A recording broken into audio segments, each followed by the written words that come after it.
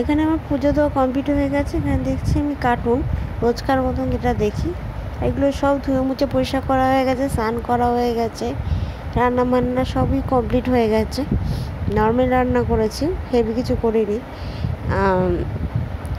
কিন্তু এত খিদে পেয়েছিল, আচ্ছা কয়েকটা কাঁকরোল ভাজা ভাজতে ভাজতে আমি খেয়ে নিচ্ছি। সিরিয়াস, কাঁকরোল এইভাবে কেটে ভেজে খেতে হেভি লাগে। আর আজকে ডিমের তরকারি করেছি একটু অন্যরকমভাবে, খেতে স্বাদ কেমন হবে সেটা আমি জানি না, আগে খেয়ে নেব তারপরে বুঝবো।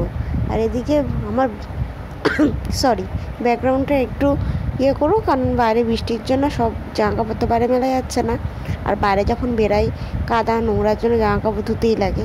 আমরা একটা জামাকাপড় একদিন পরার পর আবার দ্বিতীয় দিন পরিও না, সেগুলো ধুয়ে তারপর আমার অন্য পরি। আর এদিকে বাকি জামাকাপড় খাটে ঢাল হয়ে পড়েও আছে। এখন রাতের দিকে মাথাটা কেমন দপদপ করছে সিরিয়াসলি। রান্না বান্না বলতে শুধু ভাতই করবো, আর কিছু করবো না। এদিকে সব গুছিয়ে রেখেছি, তোমার সাথে কথা বলছি খুব আস্তে আস্তে, আমি জোরে কথা বলতে পারছি না। তো মানে হঠাৎ করে এই মাথা ব্যথার এটা না এত বেড়ে গেছে এখন রিসেন্ট। এবার হয়তো বেড়েছে এত চিন্তা ভাবনার জন্যই, হয়তো মাথা যন্ত্রণাটা হেডেক নিতে হচ্ছে, যে কি করে কি হবে না, তার জন্যই হয়তো বেড়ে গেছে। তো চলো ভিডিওটা আমি এখানেই শেষ করবো। রোজকার মতন তোমরা এরকমভাবে ভিডিওগুলো পেতে থাকবে। তা বাই বাই, তোমরা ভালো থেকো, সুস্থ থেকো, বাই।